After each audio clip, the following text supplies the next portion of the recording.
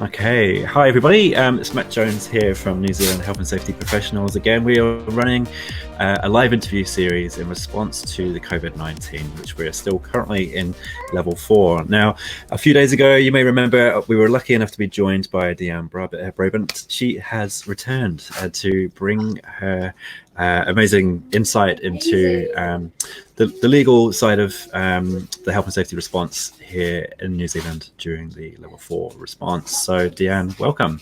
Hi Matt, how are you? Hey, I'm good. It's really good to see you again. For those who weren't fortunate enough to see you last time, DeAnne is the Senior Associate or a Senior Associate at Morrison Kent Lawyers, bringing health and safety guidance to New Zealand business, and was a previous lead prosecutor for WorkSafe NZ. So incredible amount of knowledge and experience, and I warmly recommend you guys pump through your questions as we talk, because there's a lot of knowledge and experience to tap into. So since last saw you, DeAnne, how's it been? Yeah, it's been good. A lot of the work that I've still been doing has been for essential services, mostly for building contractors, etc., that have not been sure about whether or not the work they're doing, even though it's for an essential service, is actually essentially building work that should be done at the moment. Some of them we've had to sort of say to them, unfortunately, I don't think you quite meet the criteria. It's not integral to the infrastructure of that even though the company that you're doing the building work for is deemed to be an essential service, that you probably shouldn't be building at this time. You've got no real excuse to be doing so, and so let's do the lockdown properly. Others, we've gone to the likes of the Ministry of Health, because the Ministry of Health, if it's building for any sort of medical supplier or to do with the hospital, etc., then that's in their ambit. So we've gone to them and we've given to them the reasons and said why that would be essential to the medical services in New Zealand, that building continued, and we've got a few over the line. So that's been good for us too, and for the companies that are doing the building, and that's all providing that they still actually have in place the right hygiene and all of the right controls in place. So they need to ensure that. The great thing about that, I think I talked last time about an example where there was earthworks that were needed to be done, and that those earthworks were integral because there was an apartment building next door that was likely to be impacted if the earthworks actually came down. The great thing about doing that and working through the approvals process, and not that there's any real approval, you don't get a letter from MB telling you that you're actually approved or anything like that. You get a view from them saying, we think that this meets the criteria. But the great thing for the person that we did that work for was that when the police came knocking, or when the neighbours complained that they were still doing building work, that they were able to show that why they're actually doing it, and that they had a justification for doing it. So they were able to give over the engineer's report and also their documentation and email from MB saying that they actually felt that the work was essential and needed to continue. So I think those sort of things are also helpful. You forget that people will see you in the doing the work, and they'll think, well, that's not appropriate, and I'm in lockdown, and why should you be doing the work? They also, if it's noisy work, where I've got essential services working next door to me at the moment, it's noisy and people are having to work from home, the level of annoyance is a lot higher for people. So they're going to be complaining to the police or the council or somebody about it. And then to give you that level of assurance when you're visited by the police, and that's probably quite a good idea. It's meant that the client's been able to go, look, I know it's annoying, and we'll try and be polite about the time frames and the time and the noise, etc., but that we actually do, and we're allowed to be doing this work. Yeah, definitely. Because I've heard that there's often random police checks on the roads now as well, where they'll pull over vehicles, particularly in the CBDs and the city centres, wanting to know where people are going. And I imagine for those essential services, the contractors and trades, if they don't have an email or some kind of evidence to prove that they are considered an essential service and providing that, then I imagine they'll probably be in a bit of hot water. Yeah, and I think site managers and that it's great for them because they just hold that on site, and then if there's any questions asked, they're quickly dealt with, Hmm. and it just means they can continue on building. Yeah.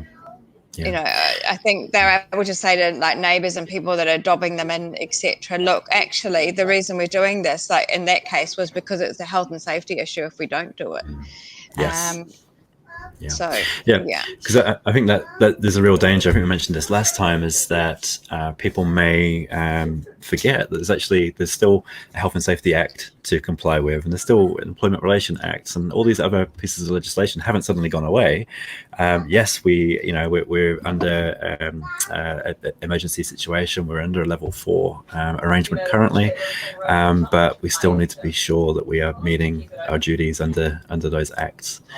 Yeah. WorkSafe have put out so that they put out some guidance, and what Hmm. they have said is that they are expecting you to comply, but they do understand too that in some instances you won't have the same control measures in place in the workplace because you're actually trying to deal with the COVID situation as well. So Yeah. their expectations have not lowered, but they're actually going to be reasonable in the circumstances, given that you're trying to actually deal with a critical occupational health risk as opposed to just a safety risk. Yeah. Yeah. Um, but then, like some things, if you're doing asbestos removal, etc., then the level of the masks, etc., you wear are actually more they're better than what's being required in terms of wearing a mask if you do have to wear one for COVID. Hmm. Yeah. So there's a bit of a reasonableness there around if what you're doing actually is better than what is suggested to be in place, then don't worry about it. Don't get freaked out about it. Do those things that you have in place. Yeah. Um, Yeah. there is some good guidance. I think we were just talking before we came on to the discussion.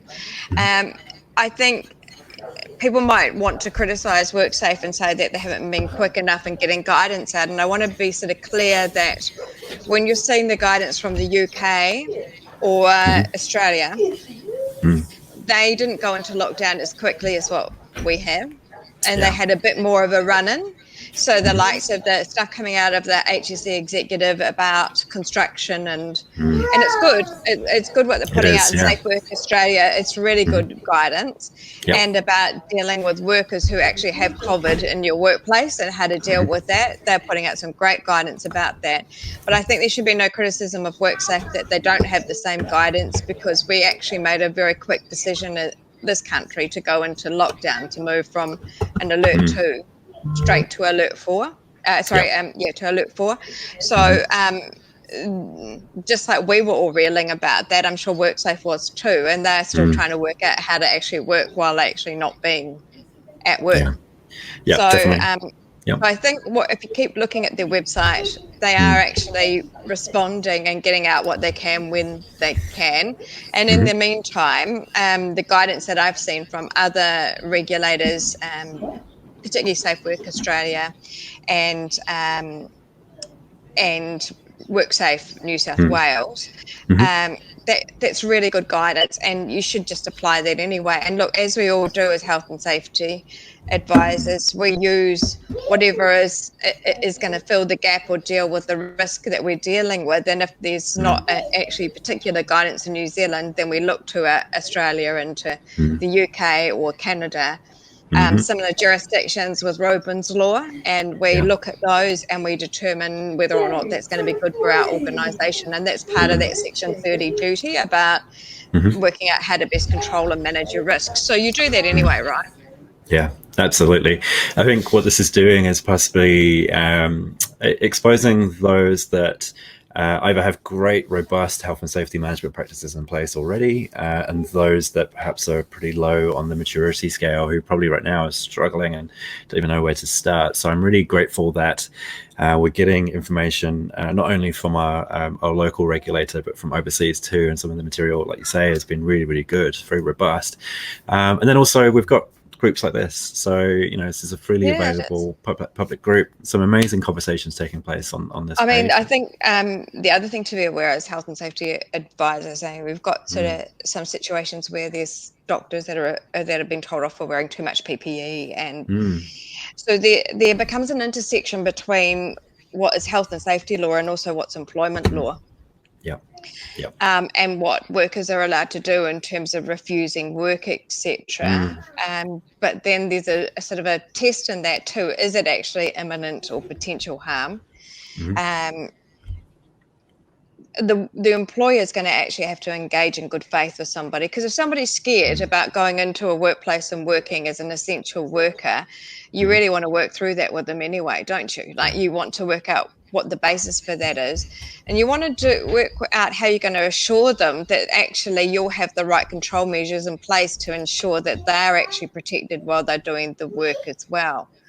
So before you jump down their neck and say, well, you're contracted and you have to do the work, and I'm not going to pay you, or those sort of things, you actually probably should be you should be acting in good faith towards them, and you should be working through what the issues are.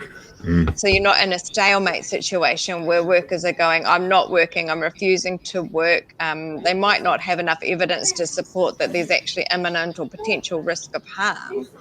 But do you want to be forcing people into work that are actually very afraid to be there? Yeah, exactly. So what can you do as an employer to ensure them that you will allow them, particularly if they're you're subcontracted to someone and you're sending your employees to their workplace, that you are actually going to assure that those people abide by the rules and that they agree about hygiene and bubbles and all of those things, and that they keep your workers safe. You need to actually be ensuring your workers that you're going to actually support them in this and make sure that they're supported. If they see that hygiene practices aren't being done in that you're going to get on the phone and say, my guys are stepping off your site until such time as you sort that out. Yeah. I've heard of from some of our members in recent times stories where construction sites that are deemed as essential and are now continuing to work, where the contractors have been sectioned into contractor bubbles, and that the daily morning pre-start briefings have now been significantly reduced to just one key person from each of those bubbles will stand very far from one another, but just simply allow them to talk through what's happening that day ahead, so that each bubble is being invited to work in a particular area of the site. Then they clean down, decontaminate that piece of the site location, and then the next bubble will then be invited in. So it's kind of, yes, it's slowing down the project pace, but it's a really good example, I think, of the practicalities around working under this new regime. And I think, and I also think a lot of people are perhaps not realizing that even when we go down to a level 3, maybe even a level 2, that many of those controls are still going to need to be in place. In fact, they will be. So, remember back to Alert 2, those controls were in place in the workplace anyway. Alert 3 will look, we don't know, we didn't have an Alert 3, we went to Alert 4, but Alert 3, I mean, the committee's working through it at the moment, actually, what that looks like. But I would anticipate what they'll be saying is, if your work can still be done from home, then you do it from home. Yes. And when we go down to Alert 2, we're back into the situation where we need to consider vulnerable workers and decide whether or not actually they're better to stay working from home until such time as we actually go down to Alert 1. Yeah, and that would be reasonable, because I think we also need to anticipate that, and we're trying to avoid a second wave. We're tracking pretty well, like in terms of amazing. Of doing that, and in terms of comparing us with other jurisdictions, I think that early lockdown measure appears to be working. There's some other things that have been talked about contact tracing, etc., and about making people be quarantined as soon as they come back into the country. And that's certainly what Korea and Taiwan and other countries had put in place, and they were quite successful measures. But we definitely can't get complacent either, because we may end up with a second wave. I hope we don't, and if we do, then we'll have to consider that we might end up back on an Alert 4 again. It's not suggesting. I'm not suggesting based on what they're saying or what the chief medical officer is saying that will be the case, and I certainly don't want to create hysteria about that. But in terms of managing things in workplaces, we've got to be prepared that it's going to be a bit dynamic for a while, that things might change, Yep. and we have to adapt with them. I think that there's a lot of things that have probably changed forever now. Like, we have to think about business continuity plans and that in a much more stronger way. People in Wellington and Auckland and Wellington and Christchurch have been well aware of that because of earthquake issues. Yep. But the rest of the country haven't really been exposed to that in the same manner. Yeah. Yep. Yeah, I would agree with that. And also, being locally based in Christchurch, I would still argue that the small to medium-sized businesses are probably still quite unprepared for something of this scale. I think it's caught a lot of people out, and I think there was initially the perception that this is just a temporary thing and we'll shake it off and get back to normal fairly soon-ish. I think the reality is now certainly kicking in that this is going to be the new norm for some time to go. And I think now we're starting to see businesses beginning to get their heads around that and beginning to prepare for what the future may entail. It's a real evolving feast, but I think we're starting to see some really good stuff come out now. From regulators, but also from interest groups as well. I don't know if you've come across it, actually. I saw it this morning. Now I can't remember the full title of it. It's the Refrigeration Society, or the New Zealand Refrigeration Group.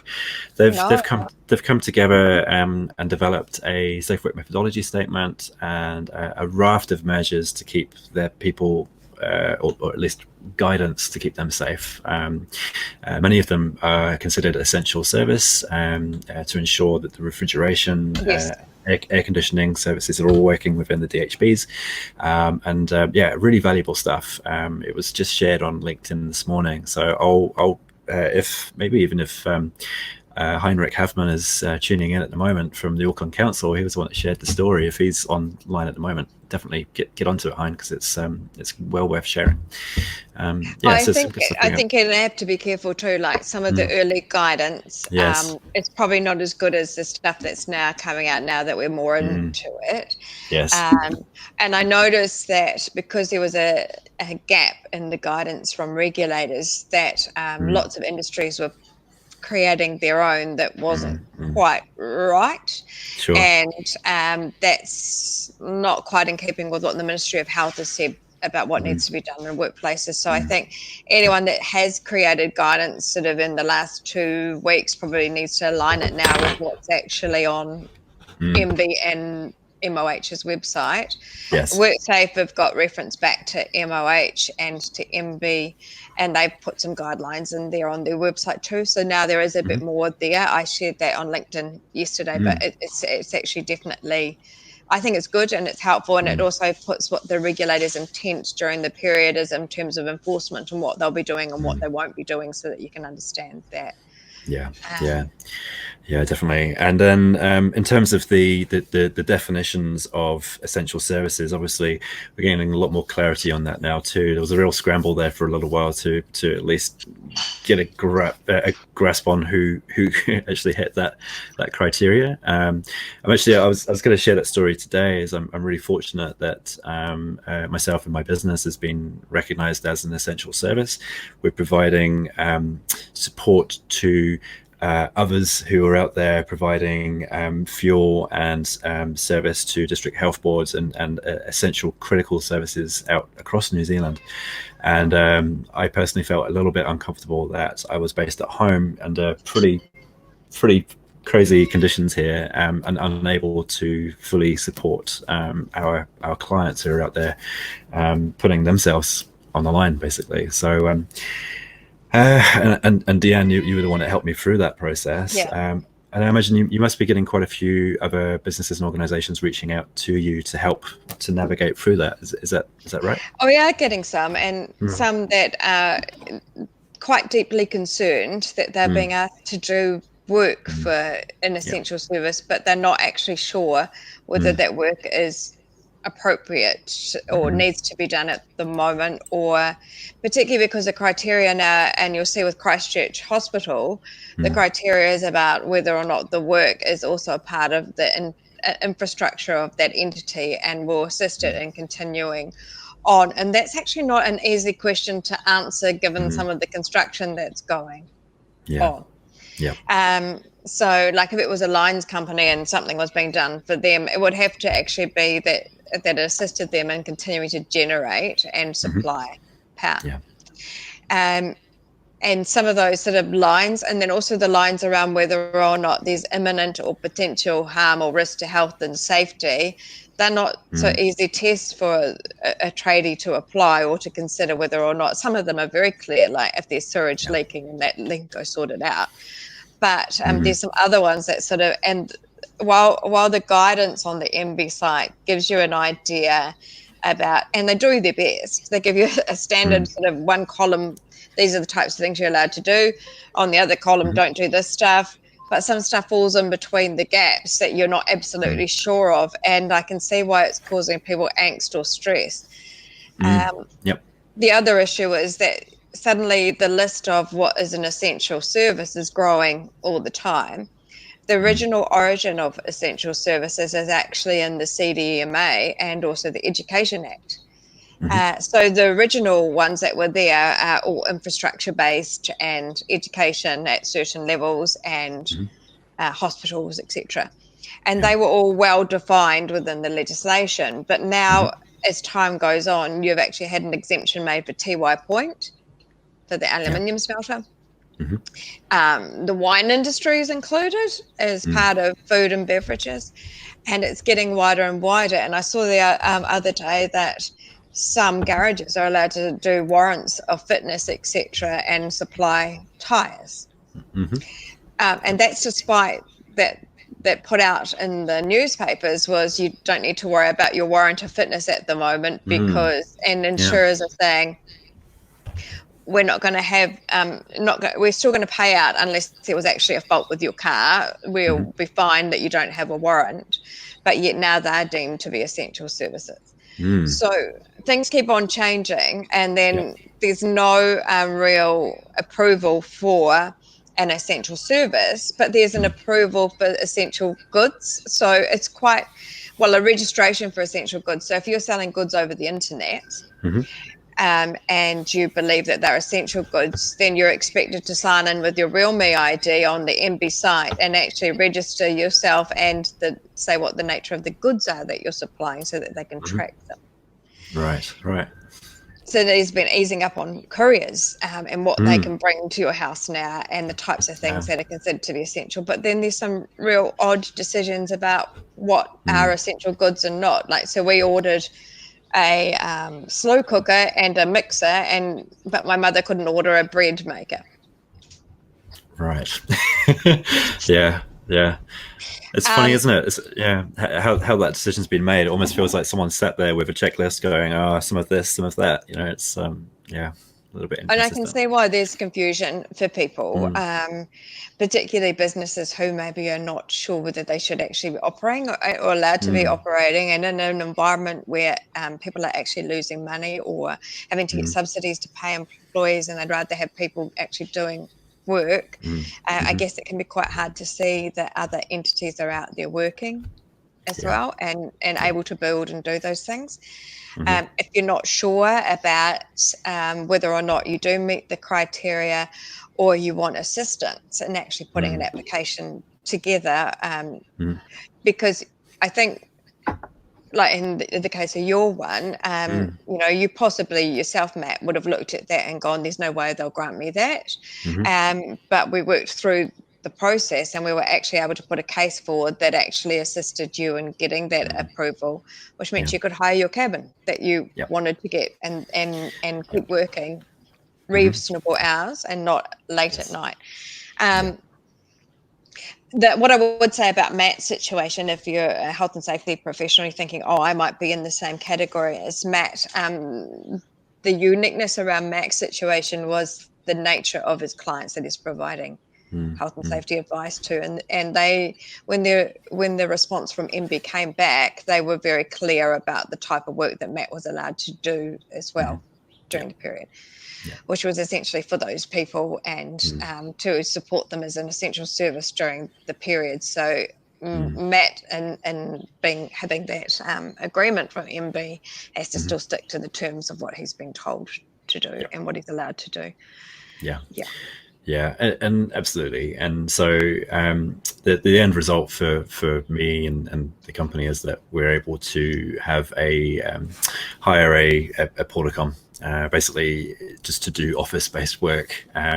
It would be very unlikely for myself or one of my team to have to travel beyond that, but if there was a serious event or a serious incident that required a high-level investigation, it would enable us to be able to jump in the car and do what we need to do. An amazing result, but yeah, like DeAnne says, it's really just circumstances that's allowed us to get over that hurdle. But if there are people out there that feel that they may have a case to argue, I would thoroughly recommend DeAnne services. Yeah. And I'm happy to talk you through it and at least say, look, I think you've got a chance, or you don't have a chance. I'm getting a better grip day by day and getting more idea about how the regulators are actually seeing the position.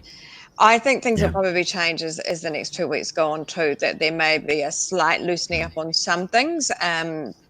Certainly, I think things are not as rigid maybe as what they were last week, now that they're getting a grip on how the risks can be managed and but they're also, I think, very, very concerned about, we still don't want a lot of people out in the community, and if they can do their work from home, they should be doing it from home. Matt's situation also is that the approval relates to the reason that Matt needed to have the approval was he wanted to hire a cabin to put on his own property that he wasn't able to do without showing that he was an essential service. So Matt's not traveling very far either to go to his office. His office is on his property, but I think played as a feature in it as well, that it's not that he's taking the mickey or anything like that. You work as part of a hub too, Matt. So the whole building's locked down, and because you shared it with other businesses, it was not going to be tenable anyway, that you would even be able to re-enter your building.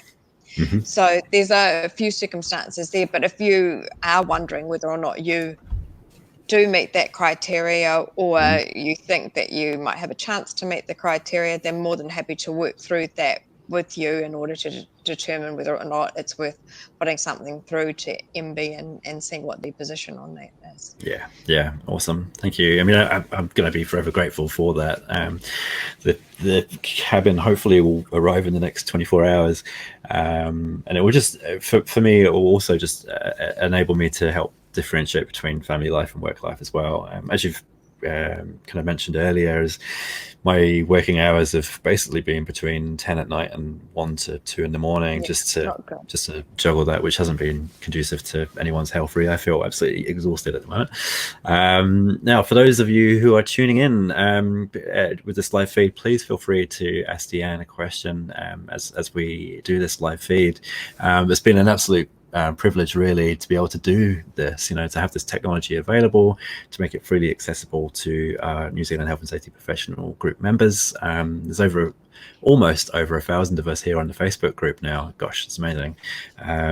We initially started off on LinkedIn just shy of 4 years ago now. So between the LinkedIn membership and Facebook, we're well over 1,500 members on social media, which is just incredible. So for those of you that are tuning in live, please feel free to ask a question or fire through a comment.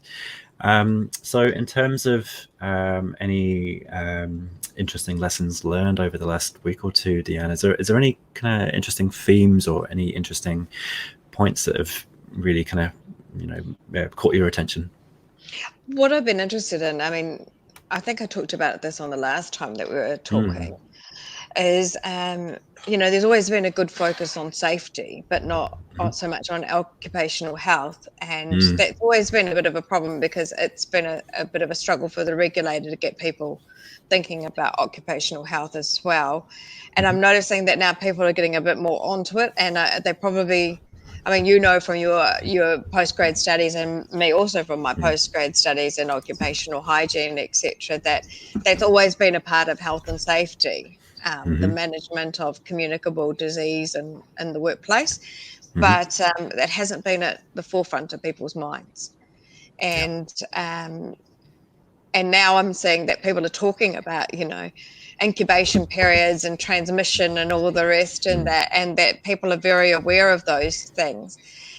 And it's good because it opens up, I think, the discussion and the ability to have the discussion in the future about other occupational hygiene issues like asbestos and other silica and other things that are actually quite a significant impact on the health of workers, and about health monitoring and some of those other things. And perhaps people will be a bit more open to those scenarios now that. So I'm hopeful in that regard. That will bring about some change. I've also been really interested to see on LinkedIn, because another area that's been a bit under the radar has been psychosocial harm. That there's a bit of a sort of surgence of people talking about, what do we do about our workmates that are isolated or not feeling like they're part of the team, and how do we actually check in that they're okay? And what if, and people being honest about being anxious and finding this circumstances quite hard, and actually being honest with one another. And I think that that's great, because PCBUs have to actually, the workplace is not just the physical workplace, it's not just the work that you do, it's also the psychological impacts of that work or the work environment. At the moment, the PCBU does have very little control over what happens in our homes, but there are ways like Zoom and Skype and Teams and other sort of mechanisms, or even just phone calls to each other and saying, how are you doing? And not just being about the work, but being about how are you coping at the moment with trying to do your work away from the workplace. We're all a bit like fish out of water, because we don't have our photocopiers, we don't have our scanners, we don't have the things that we're used to having on tap, or the ability to even go into someone else's office and have it and chew an issue over and discuss that with them, or talk through it with them, or have that intellectual, robust discussion. You don't quite have that same ability anymore to hash it out with a group of people. Yeah, absolutely. And I think, again, I noticed prior to all of this happening, psychosocial hazard management and the rise of the well-being side of things in the health and safety profession, I think it was really starting to find itself. And I think it was starting to build quite a bit of momentum. And I think inevitably this will lead to a real rise and drive in the training and competence of health and safety advisors for years to come. So it can only really be a positive thing, I think, from that perspective. My big thing is actually training managers too, Matt. For them to recognise the signs in their employees and the people that they're in charge of, that they're not travelling okay. And understand too that some people are not going to tell you that they're actually depressed or not coping. They're just going to continue on, but that there might be other symptoms or signature things that you notice that their behaviour's changed, or they've got snappy, or they don't actually respond the way that they used to, or they've become more vigilant about things in the workplace, and they're getting more stressed about small issues and things like that. That those are all indicators that someone may not actually be okay, and that requires a bit of a talk about that, and a bit of a working through about how do we support or help that person in the workplace. Is it being caused externally, or is it being caused by the workplace itself? And even if it's external, it has the potential to have serious harm in the workplace for others with that person's behaviour. Definitely. I mean, not serious, serious harm in the sense of a notifiable incident, but certainly it can have a major impact on the people that they work with. And it's not just an employment issue; it's about how do we support that person through that situation. I mean, Spark's done some amazing things. They really have, and they've got their employees engaged. And I think I was talking with Grant Pritchard, and he said when they first launched their website about travelling well, there were 100,000 hits on that. Wow. Amazing. So, Yeah. the thing is, using those mediums means that people will be more honest too if you actually don't have to do something face to face. Yeah. And I was just True. thinking about using technology as well. Like you were talking about the construction site. I've always actually been a big fan of thinking about pre-qualifying people before they even come onto your site, using an online mechanism for doing Yeah. that, where they put the registration of their and the certification of their plant that they're bringing on there, so you can actually check and say, and they take a photo of the certification, say, yeah, that plant's allowed on my site because it's actually certified. That gets rid of a whole lot of problems if you actually do that stuff before, and then you don't have to have that face-to-face confrontation either about what someone's bringing onto your site. You've actually decided, yes, that's fine to bring it, and you have the approval. And that the person's got the right tickets and all those things, and that they just show them to you before Totally. they come. Yep. And again, I think shift in the last couple of years towards using electronic solutions to health and safety systems are actually working in accordance to how they've described them as going. This will lead more businesses to actually move in that direction, to reduce the amount of face-to-face and to reduce the amount of paper-based systems that traditionally have been there. So it can only be a good thing, in my opinion. And paperwork's and there's some always great a options. risk, right? Paperwork's a risk. Absolutely. Because people rely on paperwork, but they don't actually observe what's really going on. I'm probably more of a proponent of safety 2 or even safety 3 type thinking, that I want to see that it's in the hearts and minds of people, not just written down on paper. Exactly. Yeah, absolutely. Yeah, no, I agree. So I'm just having a bit of a play of my computer because I've just noticed that the internet's running a little bit slow. But that seems to be the new norm as well at the moment. That might be something I'll have to get once I get the new office installed, is a Wi-Fi booster, I think. Oh yeah, an extender. They're helpful. They're really good. Yeah. Yeah. You should be able to get that as an essential good, Matt. Yeah, I hope so. Yeah, otherwise it might be hand signals and smoke signals. Yeah. Awesome. Yeah. I mean, some of the things that I would sort of want to say to people is, if you're in doubt about whether or not you should do it, and if you've got large contracts that you're concerned about, because I think I have had people that have been told you're going to be in breach of your contract if you don't do this work. So we're talking about essential service work. You're better to get some legal advice or some advice on that, because there's sort of there's more things going on, just the health and safety or essential work issue. Then there's also maybe a contractual issue that arises, and there are ways that I've got round that with some people to actually assist them. And also I've also managed to get agreements, like written agreements of the Section 34 duty type stuff in place, that people have been able to show their workers that they're sending to those sites what exactly the controls are going to be, and what's been agreed on between the parties, and on what circumstances the workers, including subcontractors, can walk off and say no. Yeah, so you're making it crystal clear.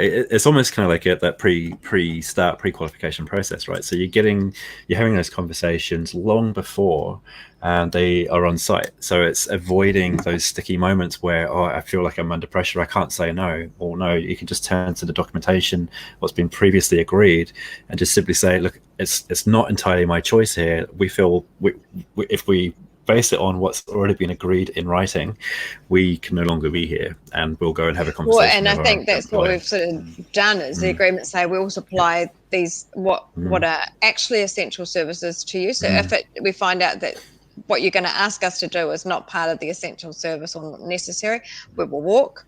There are variations to their contract for the period of the 14 the period that we're on lockdown. So while the alert 4 is in place, it's a variation that is a limited variation, and it only lasts while that's in place. And so the work we'll do for you will only be essential, and while we're here, we'll only supply that work. so long as you have the right controls in place, and here's what they are, and they're based on all the Ministry of Health requirements. So I mean, some people probably say, oh, that's a bit too formal, but the great thing about that is that the people that we've done that for have, when their employees have said, oh, we don't want to go to, don't want to go there, we don't feel right about going there, they're able to say, with that place, we've got this agreement, and this is what they are have to have in place to keep you safe. And by the way, this is the circumstances that you can walk off that site, because they've agreed that if you notify them and they don't fix up or remedy the breach, that then you can actually walk, and there'll be no problem with our contract in regard to that. What the other side have been doing too has been putting in, well, if they don't keep to the controls, then we can ask them to leave as well. And I think that's fair enough too. Oh, totally. What I really like about this is it naturally complements what a good health and safety consultant or advisor is able to do. What I mean by that is some of the things that's been keeping me up late at night is the development of continuity management planning. So myself and my team have spent the last week and a half smashing out what I believe is a really robust and simple system to refer to and to help businesses when they are trying to develop the ways in which they're going to keep their people safe, moving through the various levels of the COVID-19 response. However, we can only do that from a health and safety point of view. We're not experts in the legal grounds where it comes to contractual obligations between one party and another. That's where DeAnne and her team come in, because we can, through our process, identify or help the client to identify those types of upstream, downstream issues or potential issues, so that you can then go away and have a conversation with DeAnne to then work out exactly what is okay, what isn't okay, and what to be aware of, and get that all documented long before the team is sent out to get on with that work. So it's just nice to be able to see clearly how we can all work together to try and get over these hurdles. My approach really came from, forestry, the ACOP, the approved code of practice actually requires those sort of things to be in contracts. So it's not an unusual situation at all. But I think in terms of particularly when you've got some high risk work or something that's outside of what's normal, the Section 34 duty, you can't leave that to be. And anyway, look, boards, etc., should be asking to see proof that the Section 34 duty has been done. I mean, that's what's in WorkSafe's guidance. It's how do you satisfy yourself that you've done all the 3 C's, that you've coordinated, cooperated, and that you've worked together to work out the best controls, etc. You need to record those things, and you also, how do you relay to workers what exactly is in place or what's been agreed with the other PCBUs, particularly if you're all sharing a work site. If it's not recorded and written down. Some of the worst sort of cases that I've seen when I was a prosecutor is where it was assumed that someone was completely in charge of that site and they were the ones with the most control. Their traffic management plan or whatever was the one that was going to be used, but then the others didn't actually know what was really going on, and it wasn't incorporated into contracts. So they're like, well, how do we enforce it? Well, put it in your contract. You're the one who's bringing them in to your work site. You put it in the contract and you set the rules, and you say how they're to conduct themselves in your work site. And if they don't like it or they don't abide by it, then you've got a reason to actually look at cancelling the contract. Particularly if they've breached it on a multiple times or been warned about it and they keep doing it. Do you really want that person continuing to be in your work site with your workers and contractors that you are responsible for as a PCBU? I've seen examples of that in the past where you look at a project management plan and the contract between the client and the principal contractor, and it's simply just a one-liner: agree to abide by the Health and Safety at Work Act, full stop. And it's like, oh no, why don't you extract and take out some of the key points so that at least then it's crystal clear? Or put a schedule. So you say that, and then you say, and we will do so. Specified in Schedule 1 will be how we will manage this. Schedule 2, how we manage that.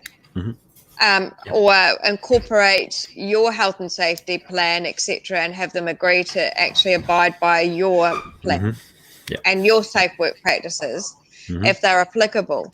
And if they're not, then you adjust it and you might adopt. So that's what 34 is about anyway. And you might adopt some of their controls or processes because they're better than yours. And then you can actually embody them and incorporate them into your contract. No, it makes total sense to me. I think that's a standard line in contracts about health and safety, but I also have seen too, like when I went to hire my wedding venue, I won't say where it was, they essentially tried to contract out a health and safety. In fact, it actually did try and contract out a health and safety, and of course that term is void anyway. It's not enforceable. They tried to put all the us the hirer as being responsible for the health and safety at the site. Well, we had no influence or control over anybody that they had in that workplace. So I think that there's a lot of people that probably don't quite understand health and safety at all that are drafting these contracts and think that they do know enough about health and safety to put those sort of terms in. But it is worth having someone that has health and safety expertise to actually be looking at that contract as opposed to doing that. I mean, certainly, I don't mean to sound Morrison Kent, but in our firm, where there's anything to do with health and safety in a contract, it comes to me for me to look at, and I do that part of it, and then make sure that looks right and the right things are there, and we work as a team on that. I'm not an expert at drafting contracts, but I'm pretty good on health and safety. So. And that's that's the beauty of it, is you're surrounded by people that have got amazing expertise in various fields. So it's just kind of a combination of all of those individuals.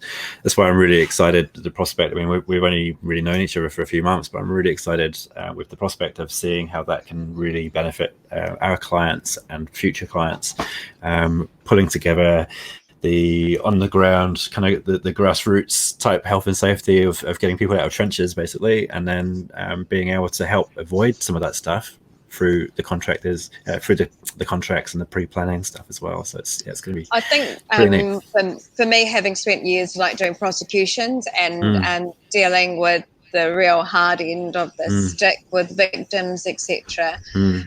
My practice for me is about actually influencing the good governance side of things within businesses and making sure that they have the right things in place and that they're getting the right advice about hazardous substances, and when they need to see an occupational hygienist and have them resolve issues, etc., that they're getting the right people in and they're dealing with risk appropriately. So my practice is not about